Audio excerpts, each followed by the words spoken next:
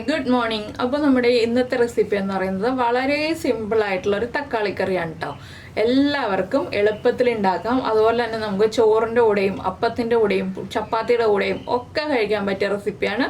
അപ്പോൾ നിങ്ങൾ ഇതുപോലെ തക്കാളി കറി ഉണ്ടാക്കി നോക്കിയിട്ടില്ലെങ്കിൽ ഉറപ്പായിട്ടും ഒന്ന് ട്രൈ ചെയ്തിട്ട് ഇതിൻ്റെ ഫീഡ്ബാക്ക് ഒക്കെ ഒന്ന് പറയുക. നിങ്ങൾ ഇങ്ങനെ ഉണ്ടാക്കാറുണ്ടോ, ഉണ്ടാക്കിയിട്ട് എങ്ങനെയാണ് അഭിപ്രായം എങ്ങനെയെന്നുള്ളത്. അപ്പോൾ എങ്ങനെയാണ് നമുക്ക് നമ്മുടെ തക്കാളി കറി തയ്യാറാക്കുന്നത് നോക്കാം. നമുക്ക് നമ്മുടെ ഇൻഗ്രീഡിയൻസ് നോക്കാം. നമ്മളിപ്പോൾ ഒരു 3 തക്കാളി ഇതുപോലെ ചെറിയ പീസുകളായിട്ട് കട്ട് ചെയ്തെടുത്തിട്ടുണ്ട്. അതിലേക്കായിട്ടൊരു മീഡിയം വലിപ്പമുള്ള ഒരു സവോള ചെറുതായിട്ട് കട്ട് ചെയ്തെടുത്തിട്ടുണ്ട്. പിന്നെ ഒരു 2 കറിവേപ്പിലയും വേണം. പിന്നെ വേണ്ടത് ജിഞ്ചർ ഗാർലിക് പേസ്റ്റ് ആണ്. ജിഞ്ചർ ഗാർലിക് പേസ്റ്റ് ഇല്ലാന്നുണ്ടെങ്കിൽ ഇഞ്ചി വെളുത്തുള്ളി ചെറിയ പീസുകളായിട്ട് കട്ട് ചെയ്തെടുത്താലും മതി. അപ്പോൾ ആദ്യം നമുക്ക് ഒരു പാൻ ചൂടാക്കിയിട്ട് നമ്മുടെ കറി ഉണ്ടാക്കാൻ തുടങ്ങാം. അപ്പോൾ നമ്മളൊരു പാൻ ചൂടാക്കാൻ വെച്ചിട്ടുണ്ട്. ഇതിലേക്ക് നമുക്ക് വെളിച്ചെണ്ണ ചേർക്കാം. ഒരുപാട് വെളിച്ചെണ്ണയൊന്നും വേണ്ട കേട്ടോ, കുറച്ച് വെളിച്ചെണ്ണ മതി. നമ്മുടെ സവോളയൊക്കെ ഒന്ന് വഴറ്റിയെടുക്കാൻ ആവശ്യമായിട്ടുള്ള വെളിച്ചെണ്ണ ഒന്ന് ചൂടായി തുടങ്ങുമ്പോൾ നമുക്കിതിലേക്ക് നമ്മുടെ കടുക് ചേർത്ത് കൊടുക്കാം. ഒരു 1/2 ടീസ്പൂൺ കടുക് ഒന്ന് പൊട്ടി തുടങ്ങട്ടെ. കടുക് പൊട്ടിക്കൊണ്ടിരിക്കുമ്പോൾ തന്നെ ഒരു 1/4 ടീസ്പൂൺ നല്ല ജീരകം, നമ്മുടെ ക്യുമിൻ സീഡ്സും കൂടി ചേർത്ത് കൊടുക്കുക. ആ ജീരകവും കൂടി ഒന്ന് പൊട്ടി തുടങ്ങട്ടെ. ഇനി നമുക്കിതിലേക്ക് നമ്മൾ കട്ട് ചെയ്ത് വെച്ചിരിക്കുന്ന സവോള ചേർത്ത് കൊടുക്കാം.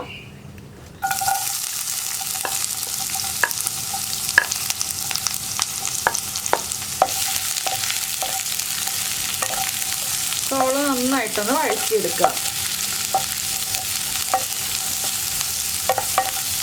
സവോളയുടെ ആ റോ ടേസ്റ്റ് മാറി വരുന്നത് വരെ നമുക്കൊന്ന് വഴറ്റിയെടുക്കാം. ഇതിലേക്ക് കുറച്ച് ഉപ്പും കൂടി ചേർത്ത് കൊടുക്കണം. സവോളയ്ക്ക് ആവശ്യമായിട്ടുള്ള ഉപ്പ്,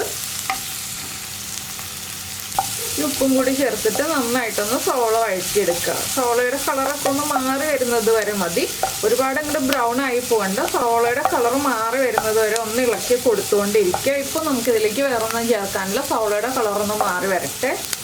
ഇപ്പോൾ നമ്മുടെ സവോളയുടെ കളറൊക്കെ ഒന്ന് മാറി വന്നിട്ടുണ്ട്. നമുക്കിതിലേക്ക് പൊടികൾ ചേർത്ത് കൊടുക്കാം. ഒരു 1/4 ടീസ്പൂൺ മഞ്ഞൾപ്പൊടി, 3/4 ടീസ്പൂൺ മല്ലിപ്പൊടി,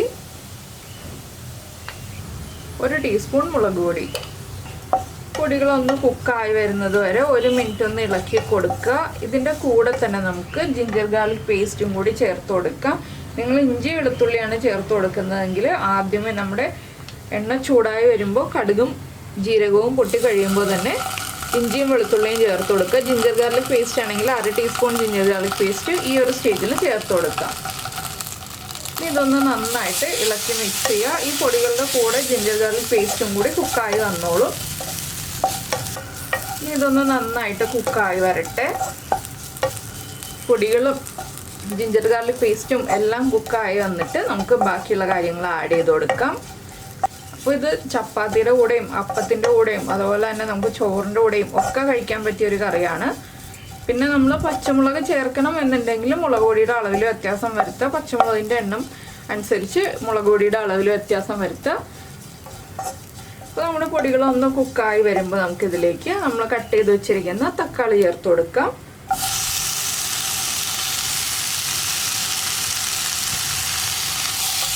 അതുപോലെ തന്നെ നമ്മുടെ കറിവേപ്പിലയും കൂടി ചേർത്ത് കൊടുക്കാം.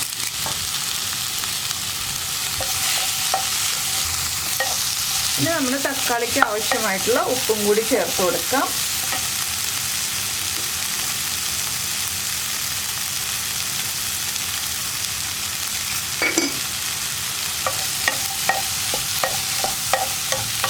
തക്കാളി ചേർത്തതിന് ശേഷം ഉപ്പ് ചേർക്കുമ്പോൾ തക്കാളി വേഗം കുക്കായി കിട്ടും. ഇതെല്ലാം ചേർത്ത് നന്നായിട്ട് ഇളക്കിയതിന് ശേഷം നമുക്കൊന്ന് അടച്ചു വെച്ച് കുക്ക് ചെയ്യാം.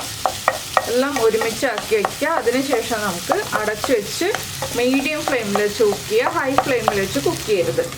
ഇനി ഇതൊന്ന് കുക്കായി വരട്ടെ. നമ്മുടെ തക്കാളി കുക്കായി വന്നിട്ടുണ്ട്. ഞാനൊരു 2 പ്രാവശ്യം ഇളക്കി കൊടുത്തോട്ടെ ഇതിനിടയ്ക്ക്.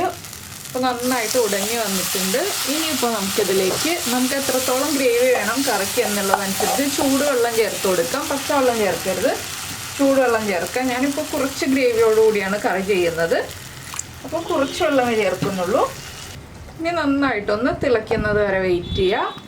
അപ്പോൾ തക്കാളി കഷ്ണങ്ങളൊക്കെ ഒരുപാട് അങ്ങോട്ട് ഉടഞ്ഞു പോകുന്നത് പോലെ വേണമെന്നുണ്ടെങ്കിൽ കുറച്ച് ഉടഞ്ഞു പോകുന്ന രീതിയിൽ നമുക്ക് വേവിച്ചെടുക്കാം. ഞാനിപ്പോൾ ഇടയ്ക്ക് കഷ്ണങ്ങൾ കിട്ടുന്ന രീതിയിലാണ് എടുത്തിട്ടുള്ളത്. അപ്പോൾ ഇതൊന്ന് തിളയ്ക്കുന്നത് വരെ നമുക്ക് വെയിറ്റ് ചെയ്യാം. ഇനി ഇതിലേക്ക് ഒരു കാര്യവും കൂടി ചേർക്കാനുണ്ട്. തക്കാളിയല്ലേ, നല്ല പുളി ഉണ്ടാവും. അപ്പോൾ നമുക്കിതിലേക്ക് ഒരു പിഞ്ച് പഞ്ചസാര ചേർത്ത് കൊടുക്കാം. ഒരു പിഞ്ച് മതി. ഒരു പിഞ്ച് പഞ്ചസാര ചേർത്തിട്ട് നന്നായിട്ടൊന്ന് ഇളക്കി മിക്സ് ചെയ്യുക.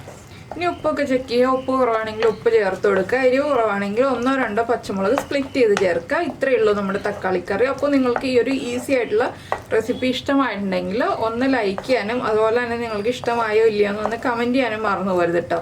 അതുപോലെ തന്നെ നിങ്ങൾക്ക് ഇഷ്ടപ്പെടുന്ന റെസിപ്പികൾ നിങ്ങളുടെ ഫ്രണ്ട്സിനും ഫാമിലി മെമ്പേഴ്സിനൊക്കെ ഒന്ന് ഷെയർ ചെയ്ത് കൊടുക്കണേ.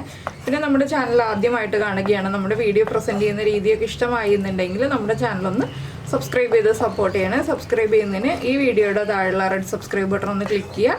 അതിൻ്റെ റൈറ്റ് സൈഡിലുള്ള ബെല്ലൈക്കണും ക്ലിക്ക് ചെയ്യുക. അപ്പോൾ ഓൾ എന്ന് പറഞ്ഞിട്ടൊരു ഓപ്ഷൻ കാണാം. ആ ഓളും കൂടി പ്രസ് ചെയ്തിട്ടുണ്ടെങ്കിൽ ഞാൻ എപ്പോഴും വീഡിയോ അപ്ലോഡ് ചെയ്യുമ്പോൾ നിങ്ങൾക്ക് നോട്ടിഫിക്കേഷൻ വരും. അപ്പോൾ എന്തായാലും നമ്മുടെ തക്കാളിക്കറി ഞാൻ ഫ്ലെയിം ഓഫ് ചെയ്യാണ്. ഇത്രയേ ഉള്ളൂ നമ്മുടെ ഇന്നത്തെ വീഡിയോ. നമുക്ക് നമ്മുടെ അടുത്ത റെസിപ്പിയുമായിട്ട് അടുത്ത ദിവസം വീണ്ടും കാണാം.